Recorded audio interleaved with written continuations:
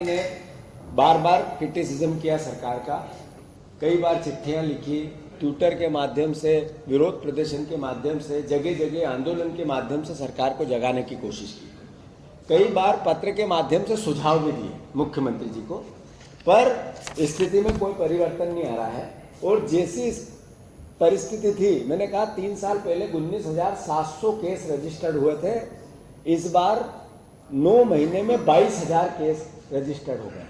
22,000 case registered हो गए महिलाओं के साथ बलात्कार और दुष्कर्म के। और ये पिछले साल 2022 की जो एनसीआरबी के आंकड़े हैं उसमें 38,000, 19,000 से सीधे 38,000 3 साल में ये आंकड़ा पहुंच गया। ये कोई आरोप की बात नहीं है। हमारे विधायक आज मिले थे सीएम से, नेता प्रतिपक्ष जी के नेतृत्व में। हमने चिंता जाहिर की कि मुख्यमंत्री जी, सरकार का दायित्व है इसको कंट्रोल करें, पर विपक्ष का भी एक अपना दायित्व है कि हम सकारात्मक भूमिका निभाएं, इसमें कोई राजनीति नहीं करें। तो हम जाकर अपनी बात कह के आए हैं, मुख्यमंत्री से मिलकर अपनी बात कह के आए हैं कि ये सामाजिक जो गिरावट आ रही है बेटियों के मामले में, ये राजनीतिक एक घटनाक्रम हो सकता है, प्रशासनिक भी इसकी जिम्मेवारी हो सकती है, पर यह सामाजिक और राजनीतिक दलों की भी एक जिम्मेवारी होती है। हम इसमें सकारात्मक भूमिका निभाना चाहते हैं। जैसा मैंने कहा कि मुख्यमंत्री जी ने कहा हमने कंट्रोल कर रहे हैं, ये जैसे उनकी भावना है। अब कंट्रोल कितना होगा ईश्वर जाने, पर अब आप देखो कि बेटियों के अपराध, जैसा मैंने कहा कि 18 वर्ष में भाजपा सरकार में 18 साल में 4,10,000 रजिस्टर्ड अत्याचार अनाचार के केस हो गए। यानी 17 मिनट में एक बेटी के साथ, हर 17 मिनट में एक बेटी।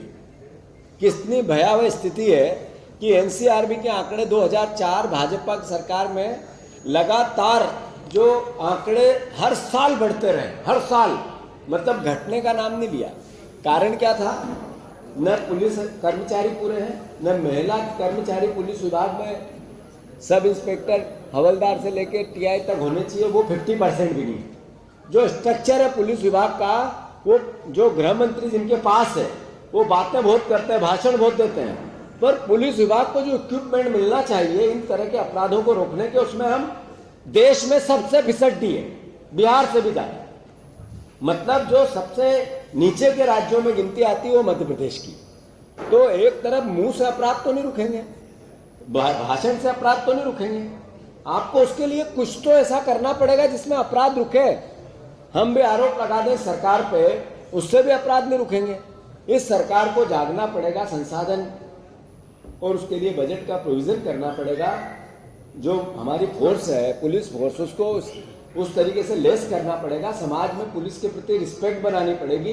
पुलिस से डर क्यों समाप्त होगी? इसलिए कि नशा बिकता है और पुलिस की हिस्सेदारी होती है उसमें, थाने बंधे हुए होते हैं उसमें। जो बेरोजगार बच्चा है, नशा करता है और दिन भर सोशल मीडिया पे पोर्न फिल्म देखता है और फिर ये अपराध करता है। आखिर जितनी भी स्टडी आई है, रिसर्च आई है, वो यही कहती है।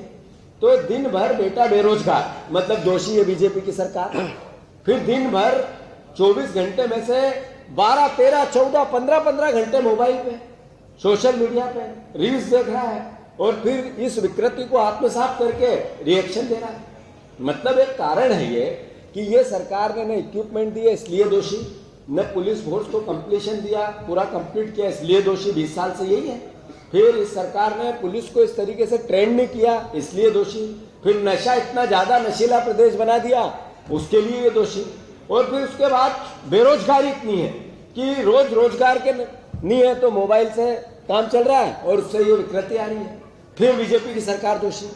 आखिर किस तरह का प्रदेश बन रहा है? जैसा मैंने कहा कि मध्य प्रदेश में